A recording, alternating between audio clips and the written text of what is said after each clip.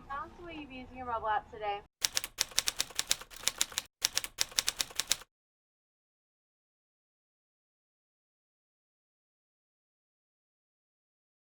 '68 Dart that we're just about half finished up for a customer. The goal for this car is to be able to drive it to the track, run some nines, and drive it home. We did a few things to it to make this thing transfer really well. We actually sectioned this front fender, cut it here, and sliced it and slid this forward. So the car actually has a 28-inch tall tire on it now.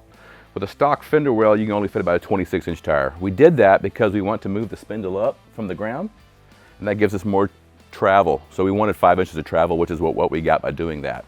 The shorter the tire is, the more the spindle is to the ground to keep the car at the same ride height. Under the hood, the passenger side shock tower is cut out and moved over, so we have valve cover clearance to pull the valve cover on and off. We also installed a huge radiator custom built by FSR, which is 4 Seasons radiator. So this thing has no problem running cool. It'll run like at the most 180 in really hot weather, so it runs awesome. We also custom built the headers for this thing. It's got 2-inch primaries with 3.5-inch collectors, 3.5-inch exhaust with Borla stainless straight through mufflers. When this car was brought to us, it had an 8 3/4 rear end in it. We wanted to put a Dana in it, but since the tires are so big and the rear end's narrowed so much, the ladder bars would hit the casting part of the Dana, so we had to go to a Ford 9-inch. Car's got 33 by 18.5-inch tires with 456s in the 9-inch. And ladder bars, obviously. Should have no problem with traction. For the interior, we got the race seats with the lightweight brackets. Got a triple P shifter, reverse pattern, and we also added an O2 sensor on the dash that's digital so we can tune the carbs and get them dialed right in. The car came to us with a 6-point roll bar. The bar from here to the floor was straight, so it was a pain to crawl in and out of the car. So one of my guys in the shop named Darren made this bar and bent it and added this brace to stiffen it up so it's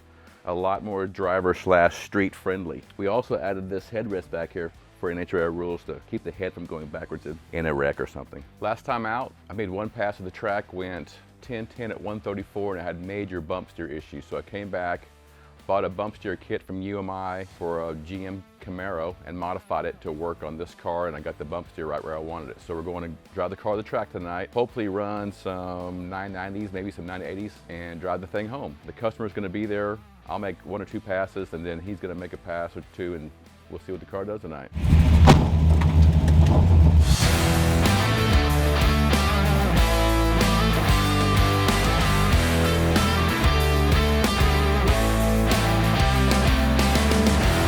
Thank you for choosing McDonald's. Will you be using your mobile app today? Nope. Alright, what can I get for you? Medium chocolate shake and that's it. Medium chocolate shake, okay. Yep, that's it. That brings your total today to $4.35 first window. Thank you.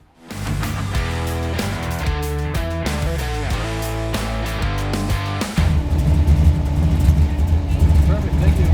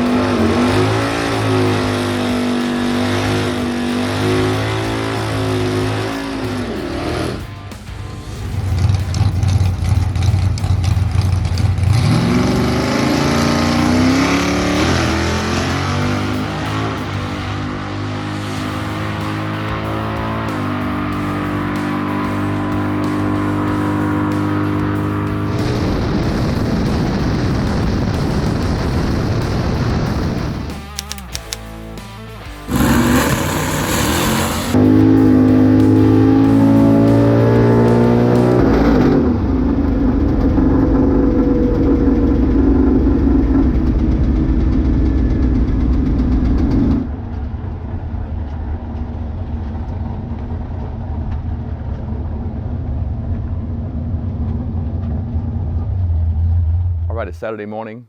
I just zipped the valve cover off this thing to see what's going on. Found a push rod that was not hooked up to the number 2 exhaust rocker arm, which was a good sign, I thought. Thought maybe it floated the valves and a push rod jumped out or something.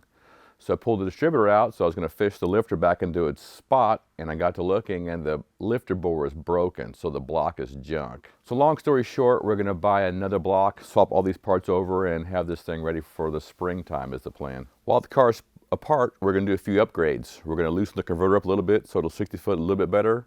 And we're also going to go to a trans brake so we can hold the car on the line a lot better. With those upgrades, the car should go 950s or so. And watch for our next video. We're going to do one about bump steer and how I fix it on this car to make it pick up some mile per hour.